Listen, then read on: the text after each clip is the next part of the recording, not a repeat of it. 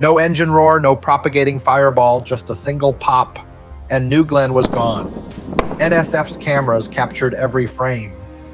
In those few seconds, Blue Origin lost a rocket, a launch pad, and possibly a year of operational momentum. But this isn't really a Blue Origin story. In its official statement, Blue Origin confirmed the anomaly originated in the first stage engine section, home to 7 BE-4 engines. 3 words most people skimmed right past.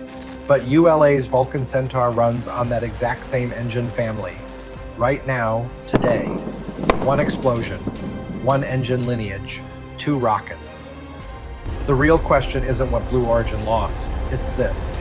If the investigation confirms the failure is rooted in the BE-4 itself, what happens to the next Vulcan flight? Today we dig into exactly that question. In the early 2000s, Blue Origin began development on the BE-4, a methane-fueled engine that at the time was virtually uncharted territory at operational scale in the US. Most large American rocket engines were running either liquid hydrogen or a refined kerosene variant called RP-1. Methane was a different frontier entirely. Blue Origin didn't develop the BE-4 just for internal use. From early on, the plan included external sales, and the biggest buyer stepped forward. ULA, United Launch Alliance, the Boeing-Lockheed Martin joint venture that had dominated US government launch for decades.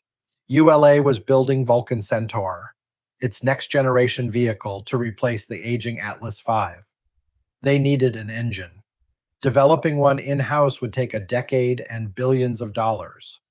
Sourcing from an established supplier was faster, cheaper, and lower risk on paper, at least on the timeline side. After years of evaluation between the BE-4 and Aerojet Rocketdyne's AR-1, ULA selected the BE-4. The result? 2 entirely different rockets from 2 entirely different companies sharing a common engine lineage. New Glenn flies 7 BE-4s on its first stage. Vulcan Centaur flies 2. Different configurations, different operating conditions, but the same core design from the same Blue Origin production facility. Under normal circumstances, that shared lineage isn't a problem. Engine suppliers serving multiple customers is standard practice in aerospace. GE and Rolls-Royce sell power plants to dozens of airframers. Pratt & Whitney does the same. That normalcy becomes an urgent question, however, when one of the vehicles running that engine detonates during a test, and the root cause hasn't been established. Think of it this way. If Toyota and Lexus shared a common engine platform, and a Toyota model suffered a serious powertrain failure, Toyota wouldn't automatically recall the Lexus. But NHTSA would ask questions. They'd request data. They'd want to know whether the failure traces back to the shared engine design. And while that question remains unanswered, both sides operate in a zone of uncertainty. That's precisely where ULA stands right now. How the explosion actually unfolded. Let's talk about what I haven't been able to stop thinking about since that night. The actual mechanics of this failure event. Because it's anomalous in a very specific way. The first anomaly, no engine sound before everything came apart. If you've watched previous New Glenn static fire footage, NSF has captured multiple sequences, you hear a distinct acoustic signature. First, propellant conditioning systems, then flow entering the combustion chambers as chamber pressure builds, then ignition, the actual spark event, followed by the full engine roar. On May 29th, none of that sequence was present. The audio captured ambient background, wind, distant equipment, then a single sharp, brief pop. Not a rumble, not a sustained burn. One pop, then a massive fireball. Why does that matter? In failure analysis, there's a critical distinction between 2 categories of destruction.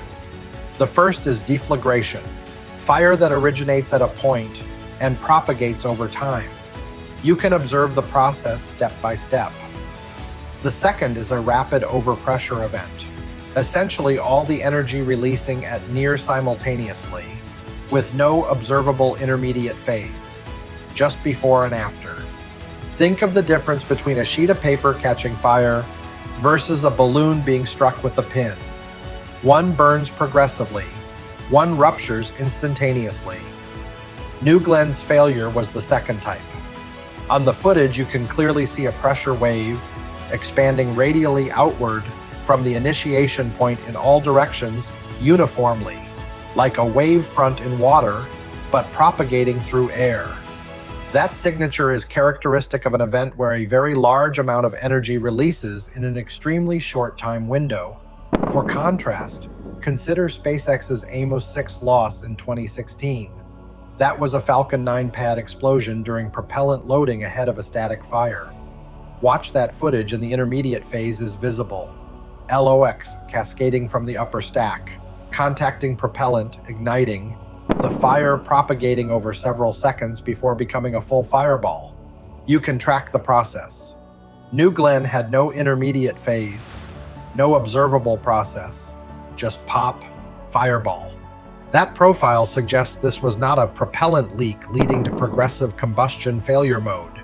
It points toward a sudden high-energy structural event, potentially a pressure vessel failing under load, or a reaction chain too fast to resolve in frame-by-frame analysis. One additional detail worth noting: COPVs, composite overwrapped pressure vessels, the high-pressure helium storage spheres, were observed being ejected from the explosion with enough velocity and trajectory to potentially reach the nearby horizontal integration facility. That building was housing the backup booster designated "No, it's necessary." This isn't speculation. The ejection trajectories are visible as discrete bright tracks on the footage. The condition of that booster remains unconfirmed. Now here's the line I want to draw clearly, because this is the boundary between analysis and speculation. What we know from Blue Origin's official statement, the anomaly originated in the engine section, the first stage cluster of 7 BE-4s. That is the totality of confirmed information. What we don't know, the specific root cause: design flaw, manufacturing batch defect, operational procedure failure, a combination of factors. No one has that answer yet, including Blue Origin, because the formal investigation has only just begun. That's exactly why the Vulcan question remains open. Not because anyone is being pessimistic, but because the data isn't there yet to close it. So rather than passive speculation, let's structure this around 3 specific scenarios, because each one leads to a completely different outcome for Vulcan. 3 scenarios, 3 completely different outcomes. When failure analysts approach an explosion, the most important question isn't what broke, it's how did it break and at what level?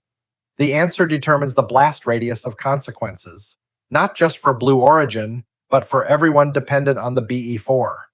Scenario A: operational error or ground support equipment. Failure.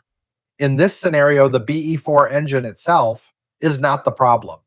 The issue lies in how the engine was prepared to operate during this specific test. Imagine a perfectly sound car engine. Someone loads the tank with contaminated fuel. The engine fails not because of a design defect, but because of what was introduced into it. In the rocket context, this could be propellant contamination during ground loading, a GSE valve failing to actuate on correct timing, driving pressure to the wrong location at the wrong moment, an error in the ignition sequence procedure programmed specifically for this test at LC-36. If the investigation concludes this was an operational failure, the Vulcan question closes here. A site-specific, test-specific procedure error carries no design-level implications for BE-4 engines flying on Vulcan. FAA and USSF would have no defensible basis to ground Vulcan over a Blue Origin operational anomaly. This is the best-case scenario for Vulcan, and it's also the scenario we currently lack sufficient data to either confirm or eliminate. Scenario B: manufacturing batch defect. This is the intermediate scenario. and, in my assessment, the one that demands the most careful preparation in terms of thinking through the implications. In rocket engine production, individual units are never perfectly identical even when the design is uniform. An out-of-spec material batch, a machining step that didn't hit required tolerances, a weld in a turbopump that didn't meet quality standards in a specific production run. Failures of this nature don't compromise the entire engine lineage, but they do affect every unit manufactured within that same batch window. If the investigation identifies a manufacturing batch defect in a specific lot of BE-4s, FAA and USSF will have clear grounds to ask, do the BE-4s currently installed on Vulcan come from that same batch? That doesn't automatically ground Vulcan, but it does mean ULA would need to conduct a detailed inspection, hardware-level verification of each engine, and certify to the regulatory authorities that their engines are outside the affected production window. That process takes time. How much time? We have a precedent worth referencing. In the Amos 6 loss in 2016, SpaceX's investigation concluded that a COPV failed under a specific loading condition. The corrective action was a propellant loading procedure change to prevent that condition from recurring. Time from explosion to return to flight, approximately 4 months. But here's the critical distinction. Amos 6 was a procedure change. No hardware redesign, no remanufacturing, just a modified loading sequence and an FAA demonstration that the new procedure was safe. 4 months was sufficient for that scope of work. Scenario B with the BE-4 is more complex. Physical hardware inspection, disassembly, inspection, reassembly, requalification testing is significantly more time-intensive than revising a procedure document. If ULA needs to run that process on 2 BE-4s per Vulcan, plus FAA and USSF review time, the timeline could range from several weeks to several months, depending on the depth of inspection required. This is the scenario that creates real scheduled disruption for Vulcan. Not a catastrophic outcome, but not trivially manageable either, especially when you look at what's manifested on Vulcan over the next 12 months. Scenario C, BE-4, design defect. This is the least probable of the 3 scenarios, but at this stage it cannot be excluded, and if confirmed, it carries the most significant consequences. The BE-4 has flown operationally on New Glenn across 3 previous flights. Vulcan Centaur has logged 2 successful flights with BE-4s on the first stage. If there were a fundamental design flaw, probability suggests it would have surfaced earlier, not on New Glenn's 4th flight after 3 successful missions. That said, aerospace history contains documented examples of design flaws that only manifest under a very specific confluence of conditions, a combination of temperature, pressure, and structural loading that hadn't occurred simultaneously in any previous flight. Uncommon, but not without precedent. If the investigation concludes there's a design-level flaw, Vulcan would be grounded until a design fix is developed, tested, and certified by the relevant regulatory bodies. A realistic timeline for that process is no less than 6 months, and potentially over a year, depending on the magnitude of the required design change. This is the outcome the US launch industry least wants to see right now. But honest analysis requires looking at it directly. 3 scenarios, 3 entirely different outcomes. And here's what makes this framework genuinely useful. When the investigation results are published, you'll be able to place yourself in the correct scenario from a single paragraph of official language. That's why I spent the time building out each one, rather than simply saying this might affect Vulcan. Downstream effects. Who is actually exposed? This is where the story expands well beyond Blue Origin and ULA, and I want you to see why the stakes here are considerably larger than what's currently circulating online. Amazon Kuiper and the hard deadline. Amazon is building a broadband satellite constellation to compete directly with Starlink. It's called Kuiper, and Kuiper is running hard against a regulatory deadline. The FCC granted Amazon frequency licenses for Kuiper with a condition attached. Amazon must have a minimum number of satellites operational on orbit before a specified cutoff. Miss that threshold and the licenses are at risk. Losing the frequency licenses means losing the legal foundation to operate the constellation at all. The entire program's viability depends on hitting that milestone. New Glenn Flight 4, the flight that the May 29th static fire was preparing for, was manifested to carry 48 Kuiper satellites, the heaviest payload New Glenn has ever attempted, and Amazon's first use of New Glenn for Kuiper, following earlier reliance on Falcon 9 and Vulcan. That flight is now on indefinite hold. But the problem isn't just a lost launch slot, it's where the replacement capacity comes from. Falcon 9 is the obvious alternative, but East Coast Falcon 9 operations currently have a single drone ship for booster recovery on eastward trajectories. One ship means one recovery window per turnaround cycle. You can't simply slot in additional launches when recovery infrastructure is the binding constraint. Ariane 6 is theoretically available, but its manifest is booked months to years in advance. Not something you call on Tuesday and schedule for next month. And if Vulcan is also standing down during the BE-4 investigation, Amazon is facing a genuine capacity gap. Not theoretical, practical against a hard timeline, ahead of a hard deadline. A ST Space Mobile, the quietest exposure. AST Space Mobile is absorbing the quietest pressure of anyone in this story. On New Glenn Flight 3 in April, AST Space Mobile lost its payload. The upper stage experienced a hydraulic valve anomaly, producing insufficient thrust. The satellite was released into the wrong orbit and deorbited rapidly, a satellite valued in the hundreds of millions of dollars. The FAA investigation completed just last week. Blue Origin received clearance to proceed with Flight 4. Then May 29th happened. AST Space Mobile was counting on New Glenn for upcoming launches to build out their constellation. Now it's not just the next flight delayed, it's the only New Glenn launch pad that no longer exists in operational form. The practical question for them: what heavy lift alternative exists in a market with no excess capacity? NASA, Artemis, and Blue Moon. Mark 1, highest stakes exposure. Just 2 days before the explosion, 48 hours. NASA announced that Blue Origin's Blue Moon Mark 1 lander would be used to deliver a rover to the lunar surface as part of the Artemis program.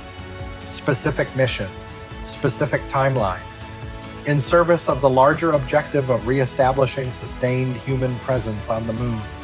And Blue Moon Mark 1, a large, mass-intensive lander designed to deliver meaningful cargo to the lunar surface, can only fly on New Glenn. This isn't a preference, it's a physical constraint. New Glenn's fairing is the only currently operational commercial option with sufficient volume to accommodate Blue Moon Mark 1.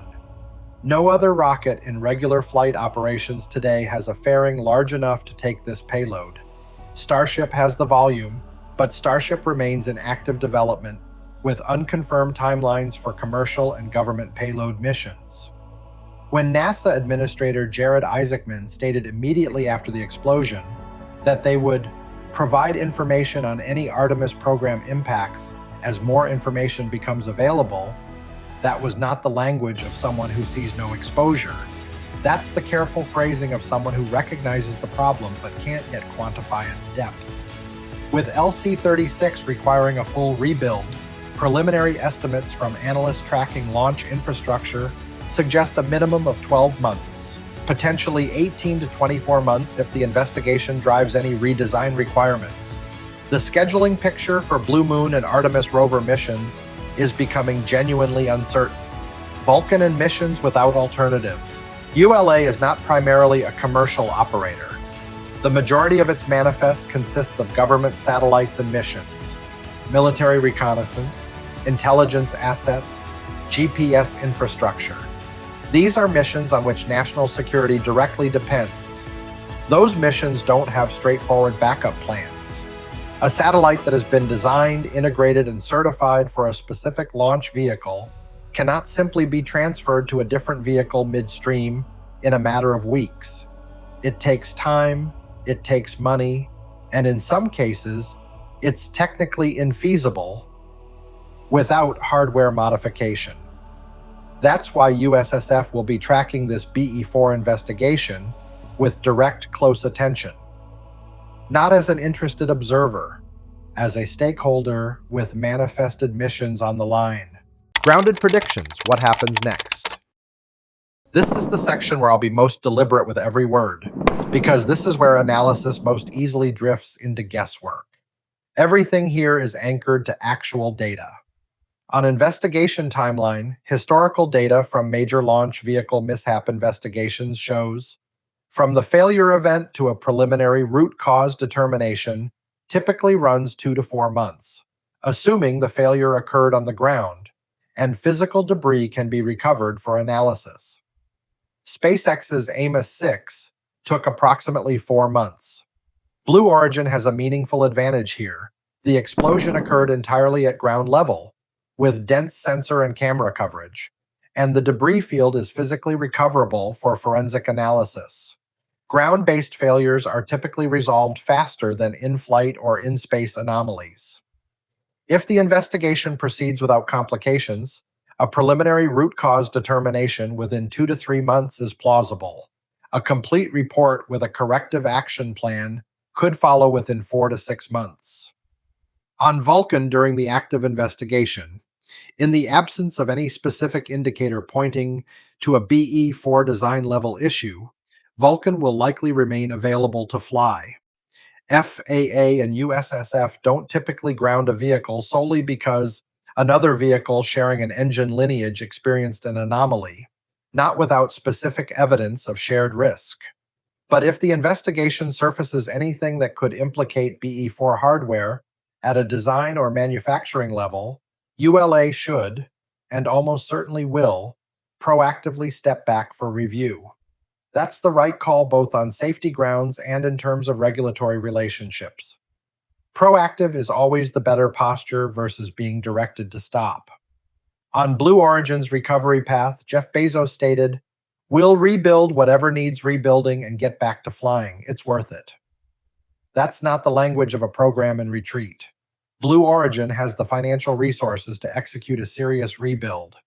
But rebuilding LC-36, the launch tower, transporter erector, ground systems, propellant farm, the full infrastructure stack, is not a months-long effort.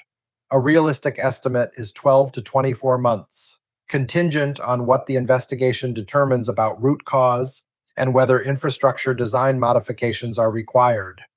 During that window, every party dependent on New Glenn, Amazon Kuiper, AST Space Mobile, NASA Artemis, will need to operate with less launch capacity than their current plans assumed, on a market that was already constrained.